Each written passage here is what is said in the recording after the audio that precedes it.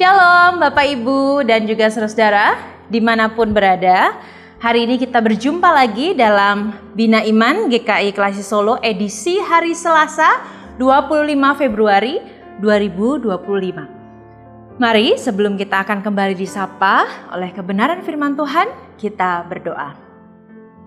Kami bersyukur kepadamu ya Bapa, sumber ketenangan kami yang memberikan kami kembali anugerah untuk menjalani hidup yang baru di hari ini. Biarlah kami sungguh mengalami sapaan sabdamu yang kembali meneguhkan dan menguatkan langkah kaki kami. Demi Kristus Yesus, Juru Selamat dan sahabat kami yang sejati, kami memohon dan bersyukur. Amin.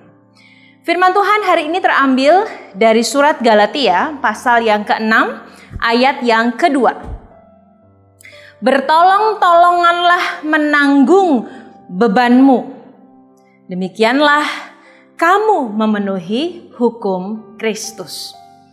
Bapak, Ibu, dan saudara-saudara, beberapa hari yang lalu saya mendengar sebuah cerita nyata, kisah tentang sahabat saya yang sekarang sedang studi di luar negeri, di salah satu negara di Eropa. Sebut saja negara dengan awalan huruf B, begitu ya. Ia bercerita bahwa ternyata dalam kehidupan sosial kemasyarakatan di negara itu dia mengalami sebuah pertolongan yang luar biasa.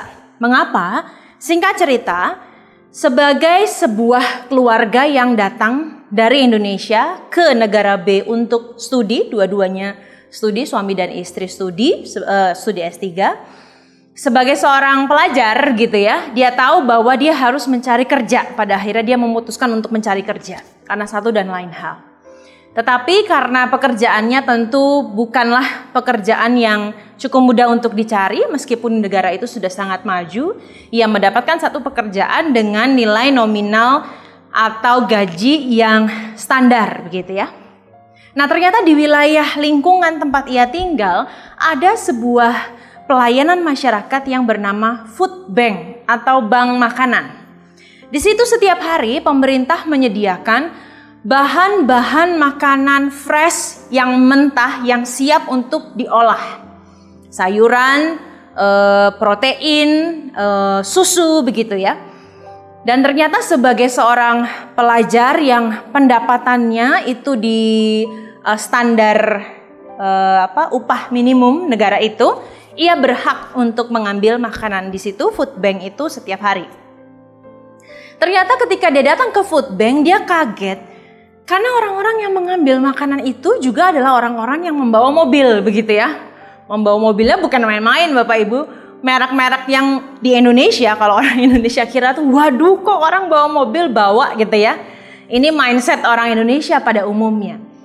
Ternyata ketika dia berpikir seperti itu dan berdiskusi dengan suaminya, dan suaminya sempat mengkonfirmasi kisah ini kepada salah satu teman penduduk lokal di sana, dia mengatakan, oh bukan seperti itu di negara kami. Negara kami melalui pajak yang kami bayarkan dan memang cukup tinggi, kami semua warga negara dan warga asing yang pendapatannya adalah pendapatan standar atau pendapatan di bawah standar atau pendapatan yang di atas standar, tetapi pada saat itu dia mengalami penurunan seberapapun itu gitu ya. Meskipun 0,5 sen aja, dia berhak untuk mengambil makanan itu. Ternyata sharing dari teman suaminya ini mengatakan bahwa kami di negara B ini punya satu paham, bahwa kami adalah negara kaya. Oleh karena kami negara kaya, tidak boleh ada satu orang pun di negara kami yang mati kelaparan. Di situ saya mendengar sharing ini merasa sangat wow begitu ya. Tentu nggak bisa apple to apple dibandingkan dengan negara kita. Tetapi ternyata kemiskinan itu karena sistem ya Bapak Ibu ya. Dan sebenarnya kemiskinan itu tidak seharusnya ada jika setiap orang saling peduli. Tentu melalui pajak yang dia bayarkan. Tetapi pajak yang tinggi yang dia bayarkan, dia tahu bahwa suatu hari, bahkan mungkin setiap hari, sebagian uang pajaknya itu dibagikan untuk orang-orang yang bukan hanya di bawah standar minimum atau di standar minimum, tetapi juga orang yang di atas standar minimum, tetapi pada waktu tertentu kehidupan perekonomiannya sedang goncang. Itulah kenapa bahkan orang yang bermobil-mobil juga bisa ngambil, bukan karena dia kekurangan, tapi dia tahu di bulan ini gajinya itu di bawah dari yang seharusnya. Bapak Ibu yang terkasih, hari ini kita membaca Galatia 6 ayat 22. Sebuah kalimat dan ayat yang sangat terkenal. Tetapi sayangnya implementasinya itu tidak mudah. At least di negara kita sendiri. Nggak jauh lah ngomong soal negara kita. Mari kita pertanyakan dan refleksikan dalam diri sendiri. Apakah kita sungguh sedang dan terus bertolong-tolongan menanggung bebanmu? Kalimat ini saja menarik. Karena bertolong-tolonglah menanggung bebanmu bukan berarti orang yang menanggung beban orang lain nggak punya beban loh Bapak Ibu. Kalimat ini membuat kita belajar bahwa setiap orang itu punya beban. Tetapi bukan karena setiap orang punya beban dia tidak bisa menolong orang lain. Justru karena ia pun punya beban, ia bisa saling tolong menolong. Ia punya beban, ia bisa menolong beban orang lain. Orang lain yang punya beban bisa menolong kita atau saya yang juga punya beban. Artinya bertolong-tolonganlah menanggung bebanmu itu adalah sebuah kesadaran untuk saling, bukan hanya menolong yang lemah karena kita merasa lebih kuat, tetapi di dalam segala standar apapun hidup kita, beban itu pasti kita punya, asal kita mau saling menanggung. Setiap orang punya beban, setiap orang bisa tetap untuk saling menolong. Rasul Paulus mengingatkan kepada kita bahwa bertolong-tolonganlah menanggung bebanmu di dalam segala aplikasinya dalam kehidupan kita. Mungkin kita nggak bisa semaju negara itu, tapi kalau dua tangan kita ini yang juga punya beban, kalau satu pundak kita yang menanggung segala pergumulan dan beban ekonomi masih mau membantu mereka yang juga punya beban, maka kita sedang, begitu pula mereka pada kita dalam semua aplikasinya, kita sedang memenuhi hukum Kristus.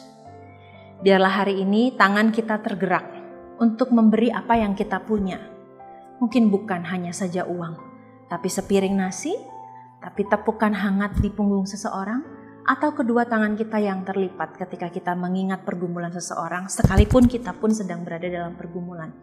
Yakin dan percayalah bahwa kita yang sedang terus mau menolong, ada orang yang akan Tuhan kirim untuk juga menolong segala beban kita. Bertolong-tolonganlah menanggung bebanmu. Demikianlah kamu menjalani dan memenuhi hukum Kristus. Mari kita berdoa.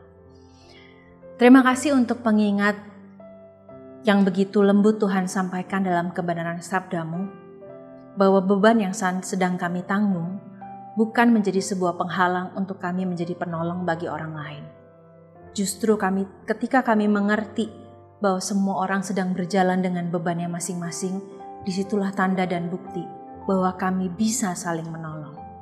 Biarlah sungguh dalam kesederhanaan tindakan kami, di dalam dunia dan negara yang mungkin sedang membuat kami begitu pesimis, kedua tangan kami, kaki kami, pikiran dan tubuh kami, kehidupan kami yang mungkin kecil dan sederhana ini bisa menjadi bukti bagi dunia yang sedang dilanda begitu banyak hal, untuk membuktikan bahwa kepedulian, saling menolong, tolong-menolong melalui tindakan yang paling sederhana masih ada dan terus akan kami lakukan.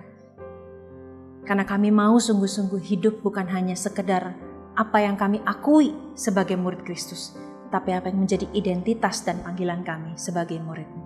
Terima kasih Bapa, bantulah kami demi Kristus Yesus. Amin. Tuhan Yesus memberkati.